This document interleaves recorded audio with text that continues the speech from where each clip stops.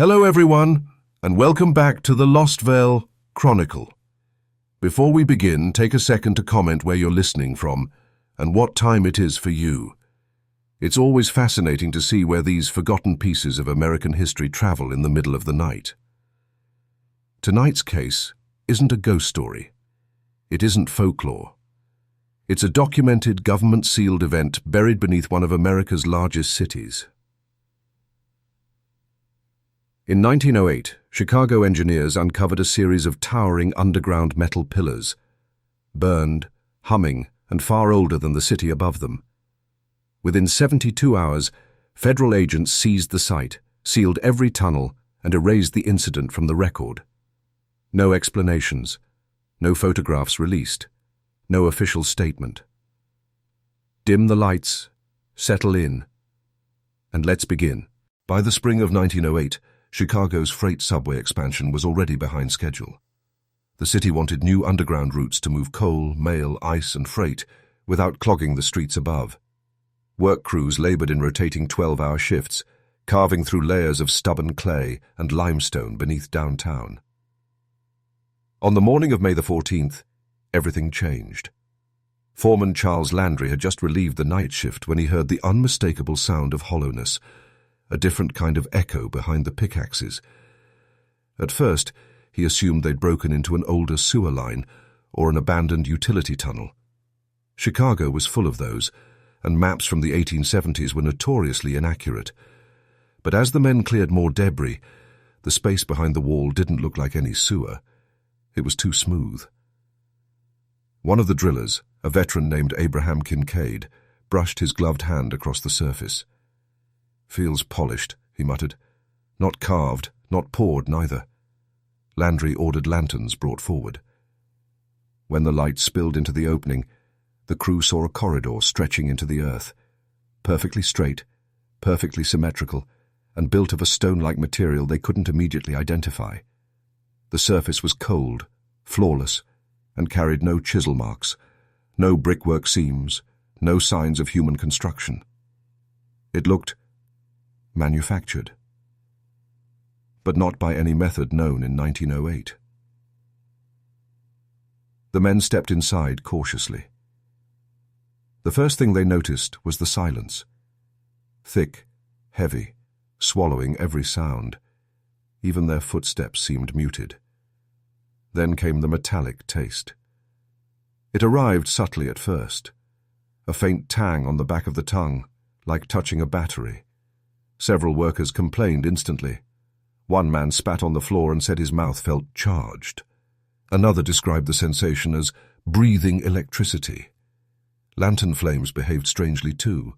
They leaned inward toward the corridor, as if drawn by a moving current. But there was no draft, no airflow at all. Landry signaled for the digging to halt. He checked the construction blueprints pinned to a wooden board nearby. Nothing on any sheet showed a corridor in this location. In fact, the maps insisted that this section of earth should have been solid rock. He had overseen enough excavations to know one thing: whatever they had entered had been here long before the freight subway was even imagined. Kincaid, squinting down the passage, remarked that the walls looked poured, like molten stone that had cooled in place. But the city didn't have concrete processes capable of producing seamless surfaces without joints or frames, and certainly not 40 feet underground. More men stepped in now, whispers echoing strangely. The corridor swallowed their voices in a way that made even seasoned workers uneasy. There was a faint vibration underfoot, too. Not movement, not tremors, but a weak hum. Almost like a machine far away, just beyond the limits of hearing. Landry's crew had found tunnels under Chicago before, old prohibition routes, forgotten utility shafts, collapsed basements. But nothing like this. Nothing this clean. Nothing this deliberate. He ordered a runner to bring engineers from the surface. But already, Landry had the sinking feeling that whatever lay beneath Chicago had not been abandoned. It had been hidden. And now, by accident, they had opened it. By the time the city engineers arrived, the crew had already pushed 30 feet into the unknown corridor, marking their path with chalk and lanterns. The deeper they walked, the stronger that strange metallic taste became, as if the air itself were quietly vibrating. None of the men liked it, but curiosity kept them moving. At precisely 32 feet, the corridor widened into a chamber. And the first reaction from every man present was the same: silence. A shape emerged from the lantern glow, immense, vertical, and impossibly smooth. A metal column rose straight from the chamber floor, stretching up into darkness. When the lantern light finally reached its upper curvature, someone whispered, "God help us, that thing's 60 feet tall." The engineers moved forward cautiously. The column wasn't a solid pillar of a single metal. Instead, thick copper bands spiraled upward in a perfect helix, each strip flawlessly embedded into the underlying structure. The copper itself looked uncorroded, too clean for an environment sealed off from the outside world for who knows how long. But the top of the tower told a different story. The upper third was scorched completely black, as if exposed to a heat source far hotter than any furnace used in Chicago in 1908. The metal hadn't cracked or warped. It had been burned. Even the engineers exchanged uneasy glances. No coal fire, no explosives, no industrial process they knew of could produce that kind of heat without destroying the entire chamber. Foreman Landry reached out with a gloved hand and lightly touched the base. A vibration crawled up his palm. Not a shake, not a tremor. A hum. Low frequency, steady and unmistakably mechanical, like the dying heartbeat of a machine that once operated at unimaginable power. Every man in the chamber felt it through his boots. One engineer dropped to his knees and pressed his ear to the copper-lined floor. He jerked back instantly. "It's moving," he said, eyes wide. Slow, rhythmic, like something turning deep underneath. Another held a brass pocket compass toward the tower. The needle spun wildly, completely abandoning north. Lanterns flickered. The air rippled. One worker claimed his teeth tingled. Landry tried to maintain order, but the unease was spreading fast. The chamber felt alive, like a sleeping animal, barely conscious of their presence. The hum pulsed again, stronger this time, rattling dust from the ceiling. One of the older miners, a man who had survived cave-ins from Colorado to Utah, backed toward the corridor. "That ain't a pillar," he muttered. "That's a machine part." The chief engineer finally spoke. "This structure predates the subway plans, predates the city, maybe predates settlement entirely." His voice wavered. "Whatever it is, it was never meant to be found." His words hung in the stale air. Landry knew what came next. The city would never allow this to stay in workers' hands. This discovery was too strange, too advanced, too dangerous. He could already imagine the officials, the sealed reports, the orders to keep quiet. But for now, one truth echoed louder than the hum beneath their feet. Chicago hadn't been built over empty earth. It had been built over something else, something waiting. Word of the underground tower spread quickly through the upper tunnel levels. By midday, Landry had more men than he wanted volunteering to descend, some driven by curiosity, others by the kind of fear that makes people want to see danger with their own eyes. Engineers insisted on bringing more equipment: compasses, pressure gauges, electric lamps, and a small generator to run brighter arc lights. None of it worked the way it should. The first sign came when Assistant Engineer Samuel Reeves attempted to take a simple compass reading at the chamber entrance. The needle swung hard left, then right, then began spinning in slow, drunken circles. Reeves frowned, tapped the glass, shook it. Nothing. Every compass in the group behaved the same. Some spun without stopping, others locked in impossible directions, pointing straight upward. "That's not magnetic interference," Reeves muttered. "That's something else entirely." The generator was next. The men hauled it down with great effort, the heavy machine scraping against the smooth corridor floor. Once positioned near the tower, it sputtered weakly, coughed, and finally choked itself into silence. One of the workers pulled the cord again. The engine turned twice, then died as if strangled. "It worked fine topside," the mechanic insisted. "Something down here's draining it." Lanterns, at least, should have been reliable, but even they misbehaved. The deeper the men moved into the chamber, the more the flames bent inward, stretching toward the tower like drawn breath. The brightness wavered, pulsed, and then, with a series of sharp pops, 3 lanterns burst their glass in rapid succession. Hot oil sprayed onto the copper-lined floor but didn't ignite, as though the air lacked something combustible. Landry watched the flames die instantly and felt a chill that didn't belong underground. The headaches began an hour later. First, only 1 or 2 men complained, a light pressure behind the eyes, a pounding at the temples. Then more voices echoed in the chamber, men clutching their heads, blinking rapidly, saying the air felt heavy, electric and wrong. Reeves tried to steady himself against the tower's base, only to recoil violently. The moment his bare skin brushed the metal, he felt a jolt. Not static shock, but a deep, resonant vibration that travelled up his arm into his skull. "It's ringing inside my head," he gasped. He wasn't imagining it. Several men reported a metallic noise that wasn't coming from the tower itself, but from inside their ears, like the high whine of struck steel, constant and invasive. Some heard it louder near the walls.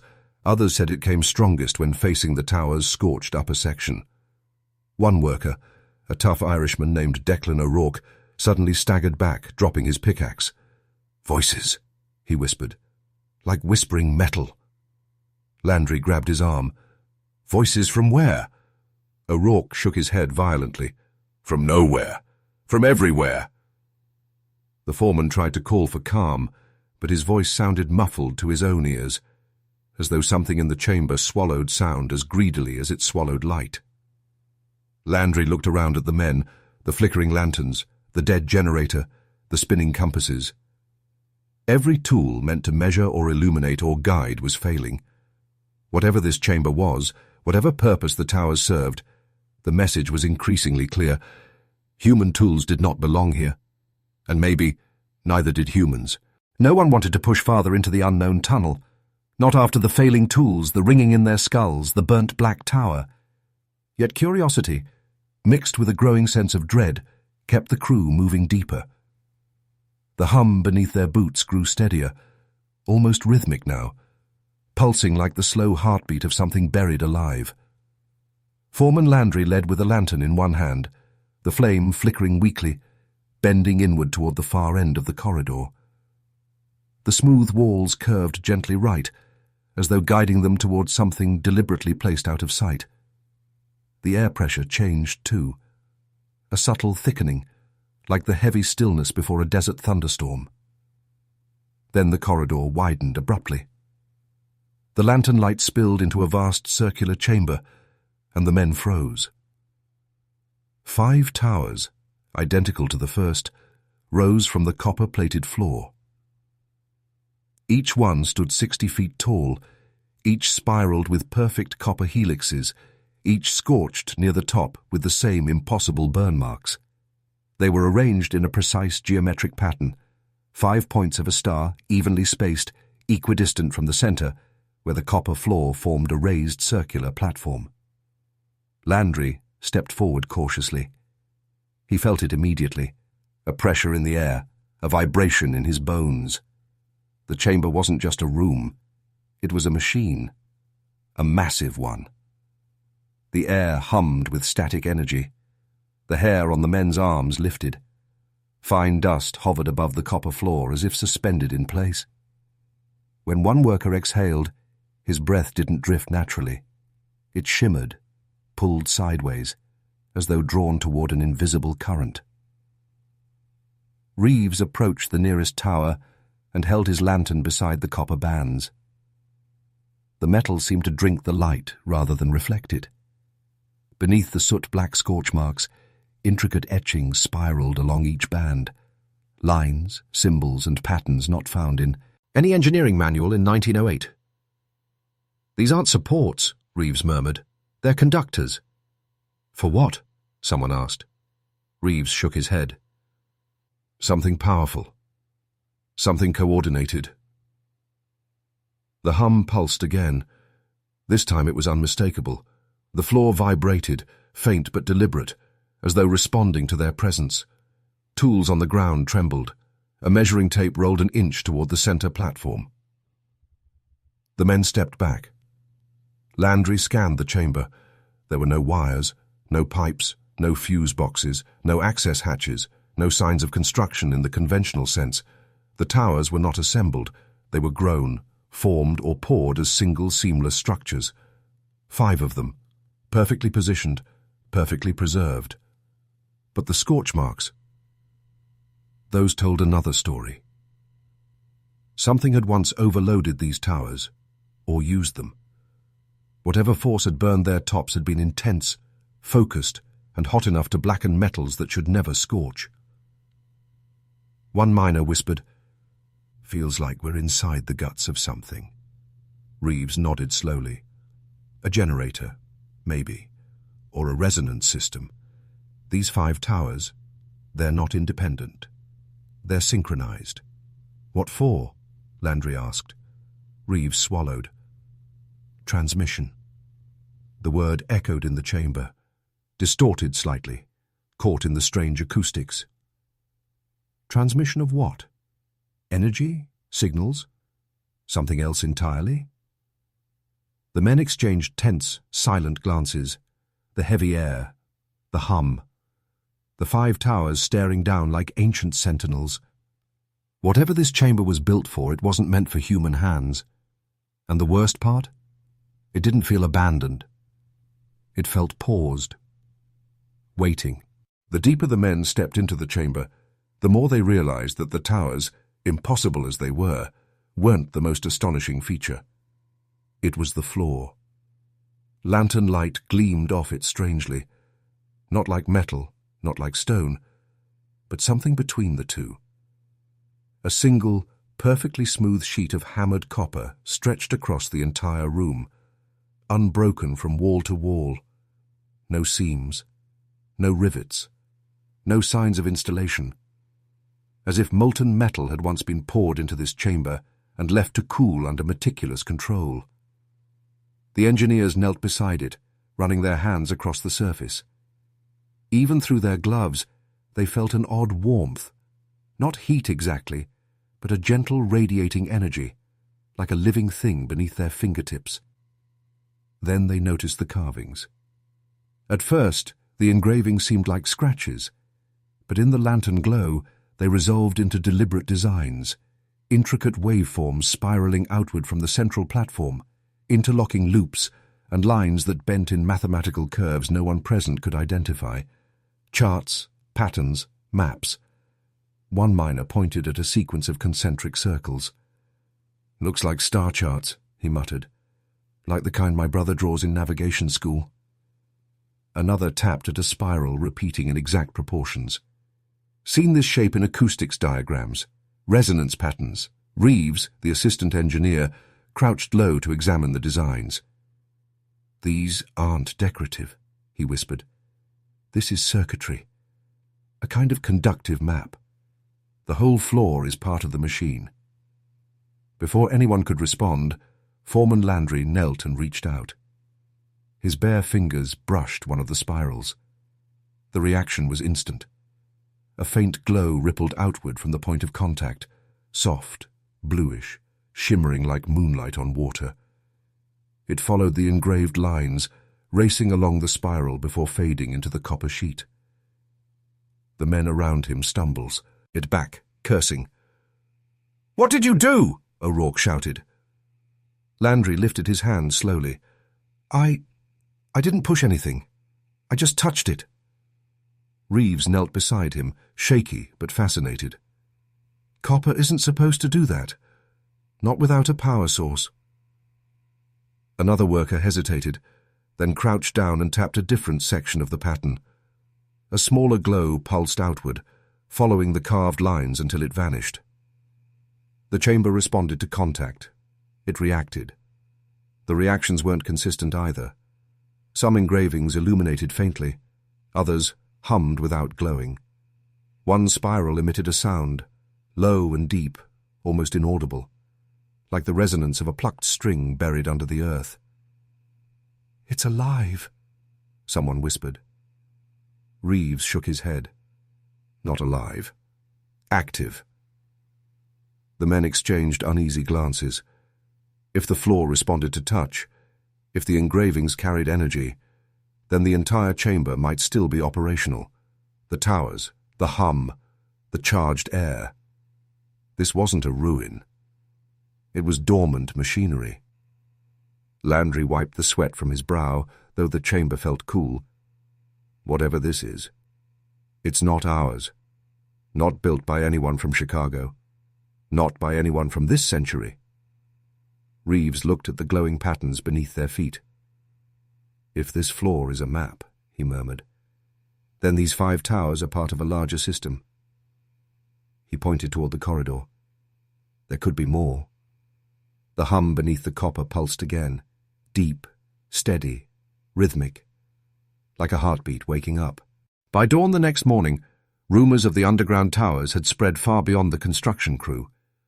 A city inspector arrived first, wide-eyed, pale, and trembling after only a brief look at the chamber. He left the tunnel without saying a word and rode off towards City Hall at full gallop.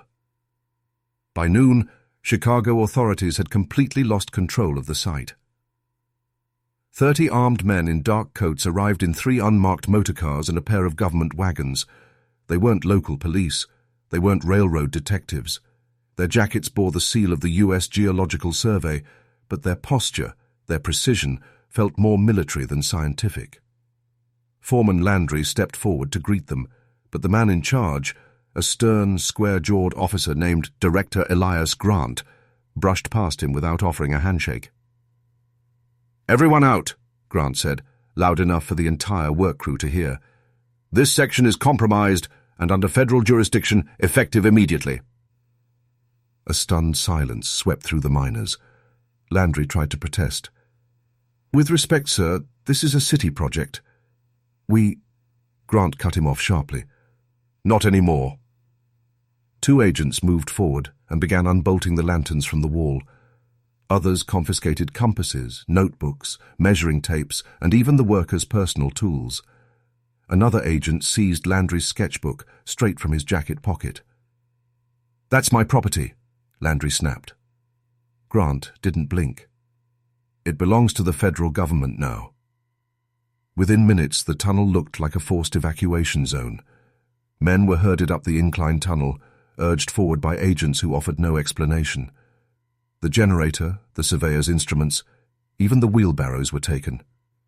Reeves tried to argue, insisting that the discovery needed to be documented, studied, understood. Grant put a hand on his shoulder and said quietly enough for only a few to hear, "You didn't find anything. None of you did." O'Rourke, the Irish miner, stepped forward with clenched fists. "We know what we saw." Grant's expression hardened. "Then learn to forget it." The men were escorted to the surface and lined up beside the worksite fence. One by one, agents handed them sealed envelopes, payment in cash, far more than their usual wages. "Hazard bonus," an agent said mechanically. "You'll sign a non-disclosure statement before leaving." "What hazard?" Landry asked. "The kind you don't talk about," the agent replied. Across the street, a group of city officials arrived in a carriage, 3 aldermen, a city engineer, and a representative from the mayor's office. They approached the federal convoy but barely took 3 steps before Grant intercepted them. The alderman protested loudly. A reporter from the Chicago Tribune attempted to snap a photograph. Grant seized the camera, ripped out the film, and handed the empty device back without a word. One alderman shouted, "This is our jurisdiction. The city demands—" Grant leaned in close and whispered something no one else could hear. Whatever the words were, the alderman went silent immediately. His face drained of color. Without another word, he motioned the others back to their carriage. They left without looking back. By the time the sun set, the area was surrounded by fences, guards, and canvas tents. The government had swallowed the site whole. No explanations, No documentation, no opportunity for protest. As the workers dispersed into the late evening streets of Chicago, one truth settled heavier than the city's coal-smogged air. Whatever lay beneath Chicago, the government already knew it mattered, and they were determined no one else would ever see it again. The government's arrival changed everything. By the second morning, civilian workers were gone, city officials barred, and the tunnel entrance guarded by armed agents.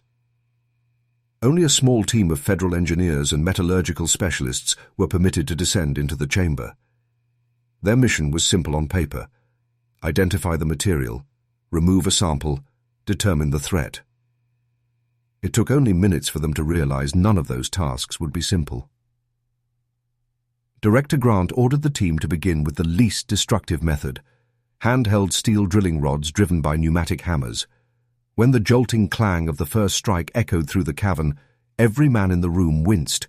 Sparks erupted instantly, brighter and hotter than they should have been. "Back it off! Back it off!" one engineer shouted. But the drill had barely kissed the metal before the rod's tip began glowing red, then orange, then white. Within seconds, the steel softened like wax in a flame. The drill rod bent under its own weight and dripped onto the copper floor, sizzling. "No known alloy melts a hardened tool that quickly," muttered Dr. Havelock, the chief metallurgist. He wasn't wrong, but what came next was worse. Grant ordered an acetylene torch brought down. 2 welders approached the nearest tower, hesitating only slightly before igniting the flame. The blue-white torch tip hissed at over 3,000 degrees Fahrenheit, more than enough to cut through railroad steel and ship hulls. The moment the flame touched the tower's spiraled copper band, the welders staggered back. The flame simply vanished, sucked flat against the surface like a candle flame snuffed by a vacuum. "What the hell?" one welder gasped, shaking his torch. "It's pulling the heat away!" The second man, jaw clenched, tried again, pressing the torch closer. The fuel tank whined under pressure. The flame roared brighter, hotter, until the handle vibrated in his palm. Then the tower answered. The scorch-black upper section emitted a deep metallic groan, a resonance that travelled down the column into the floor. The copper sheet beneath their boots trembled. Several men jumped back, certain the chamber was waking. "Kill the gas!" Havelock barked. The welders shut off the torches immediately.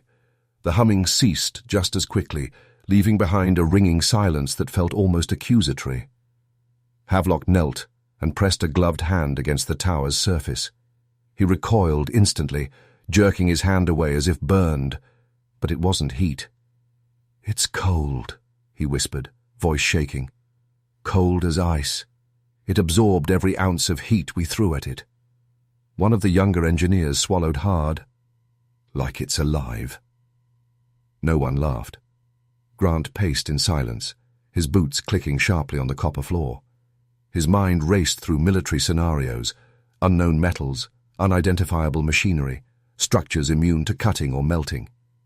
If the towers were part of a system, if they were still active, if they were designed to resist removal, then something far beyond U.S. engineering had created them.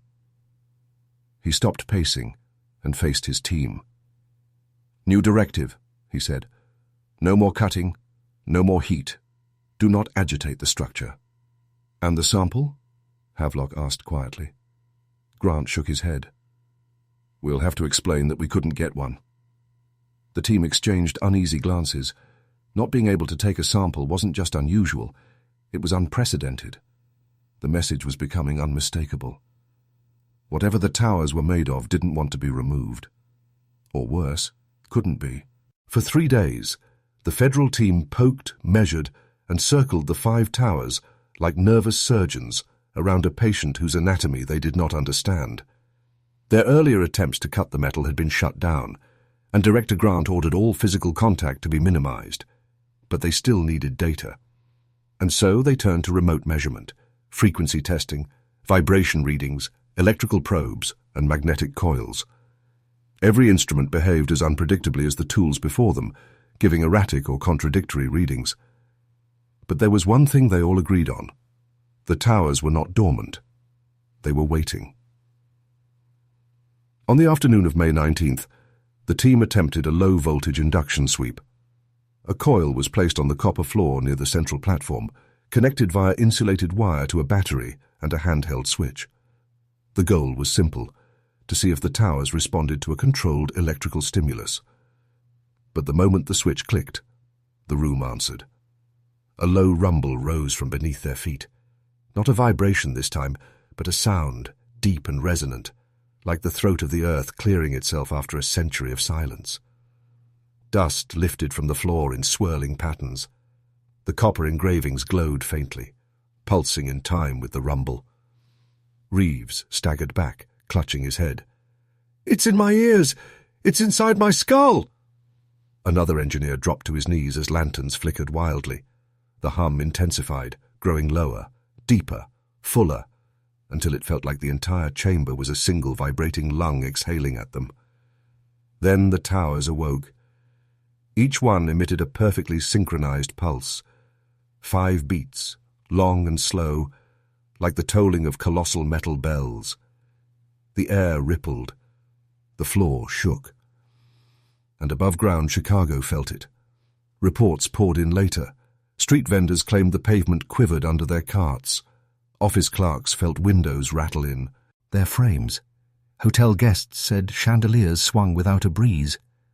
But most unnerving of all, every street lamp in the loop flickered at the exact same moment. Not randomly, not like in a power surge, but in perfect unison. 3 slow flickers, a pause, 2 brighter flickers, a final fading pulse, exactly matching the tower sequence.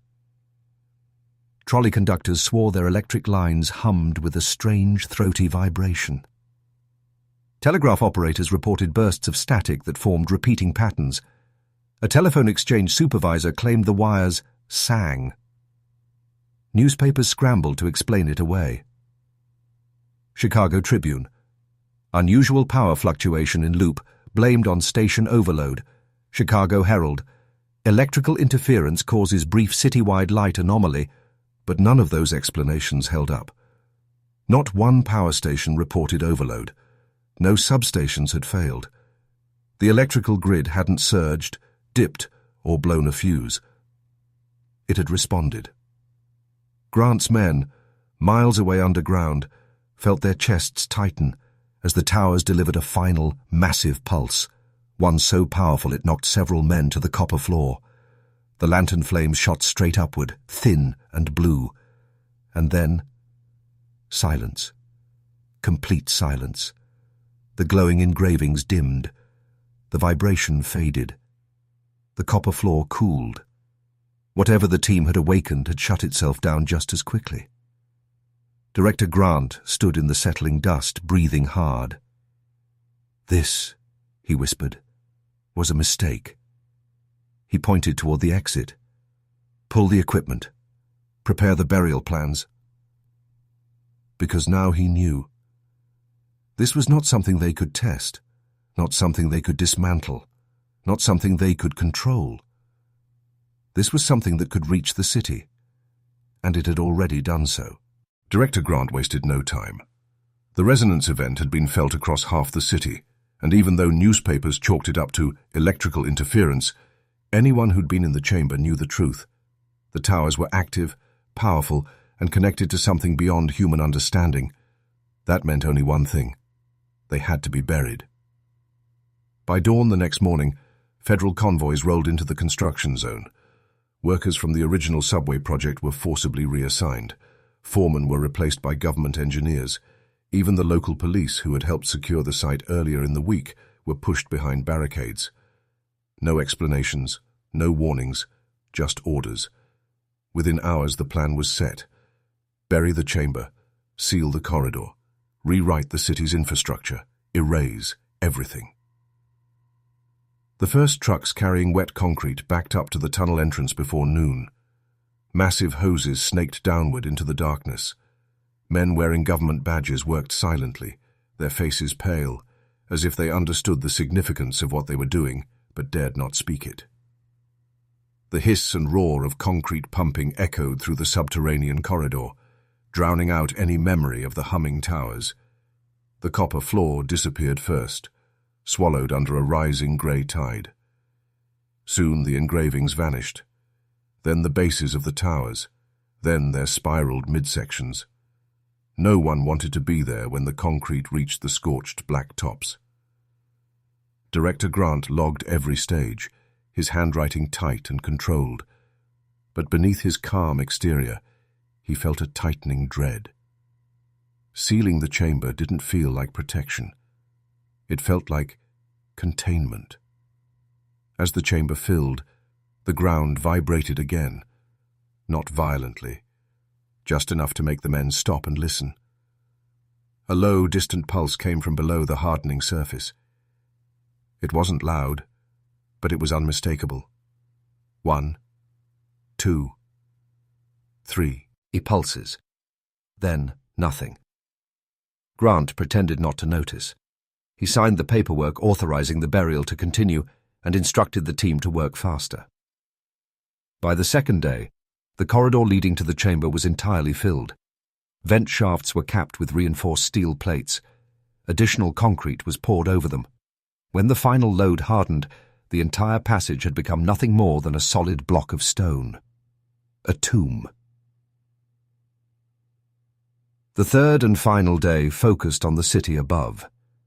Because the chamber could not simply be buried, it had to be removed from Chicago entirely, at least on paper. Blueprints were hauled into a temporary field office. Federal draftsmen redrew route maps for the freight subway system, replacing the corridor with a simple blank wall. City engineers were forced to sign new plans under threat of prosecution for breach of federal security. Old blueprints were confiscated. Drafting tables were cleared. Rolls of original documents were boxed and loaded into black wagons. By sunset, the location of the resonance towers no longer existed on any municipal record. Not a blueprint, not a memo, not a map. To the city of Chicago, the corridor was now a myth. As the final convoy of federal vehicles rolled away, Grant stood alone at the site entrance. The street looked ordinary again. Workers patching pavement, trolleys clattering past, pedestrians unaware of what slept beneath their feet. He exhaled slowly, the weight of the decision pressing on him. "Let it stay buried," he whispered. No one responded. But deep below the city, behind 100 feet of concrete, something answered with a faint metallic echo, as if it remembered. The burial should have ended everything. 100 feet of concrete, steel plates, rewritten blueprints. A crime sealed under a city that never knew what slept beneath it. But Chicago remembered. Not loudly, not in ways officials could document, but in quiet, recurring anomalies, the kind that get written off as infrastructure issues, seasonal shifts, or electrical inconsistencies. For decades after the silent burial, maintenance crews working in the loop reported things they couldn't quite explain. An electrician in 1924 recorded that certain street lamps flickered in perfect rhythmic patterns. 3 pulses, a pause, then 2, always in the same order. A cable inspector in 1949 documented persistent magnetic interference in the tunnels near the blocked corridor, even though the grid was stable. Most dismissed these stories as exaggerations. But the reports didn't stop. In 1962, a city sewer worker named Harold Dunn heard what he described as a distant foghorn beneath Washington Street, though no pipes in the area carried steam, and no lines ran that deep. In 1978, a team repairing phone lines felt a tremor so localized it rattled only one manhole cover, directly above the sealed chamber. Instruments showed no seismic activity. And in 1983, a CTA supervisor swore that the rails in an unused maintenance passage sang, a metallic, low hum rising from below the concrete. When he placed his hand on the tunnel wall, it vibrated like the body of a cello. None of this made it into official records. It never does. What did survive were the whispers, passed between workers during graveyard shifts, between electricians repairing midnight outages, between sewer crews deep in the Undercity. Something down there is still running. It wakes up sometimes. Don't stop near Washington Street if the lights go weird. And then came the most unsettling incident of all in 2007, while replacing fiber optic lines beneath downtown, a contractor reported finding a section of concrete that had cracked from beneath, as if pressure was pushing upward, not from settling soil, but from something deeper. The crack followed a perfect arc, a curvature that matched the dimensions of the buried chamber, though none of the workers knew its history. The team left hurriedly, citing equipment malfunction. They sealed the tunnel. They never returned. Modern engineers have occasionally admitted, off the record, that the electrical grid downtown behaves like it's listening. Sensors pick up low-frequency pulses that don't match any utility signature. Magnetic readings drift unpredictably. At times, power surges ripple across blocks with no identifiable cause, synchronized with the same 5-beat pattern recorded in 1908. Chicago's official explanation remains the same as it has for more than a century: aging infrastructure. But the truth doesn't age. It waits. And what lies beneath Washington Street is not dead. Concrete does not suffocate resonance. Steel plates do not silence a machine that was never built by human hands. Some nights, especially during storms, if you walk the loop after midnight, you may feel the pavement tremble just once. You may see the street lamps dim in perfect unison, then pulse softly. 3 flickers. A pause. 2 more. A pattern older than Chicago, older than the burial. A pulse that feels like a signal, or a heartbeat. Because the towers were never machines meant to be dismantled. They were meant to endure. And beneath the weight of a modern city, beneath the noise, the trains, the subways, the lights, something still lives below Chicago. If you ever find yourself walking under Chicago's street lamps late at night, listen carefully. Some people swear they still flicker in rhythm, like something beneath the city is breathing. What do you think really stood in those tunnels? Who built it? And why was it hidden? Let me know in the comments below. And as always, stay curious, stay safe, and good night.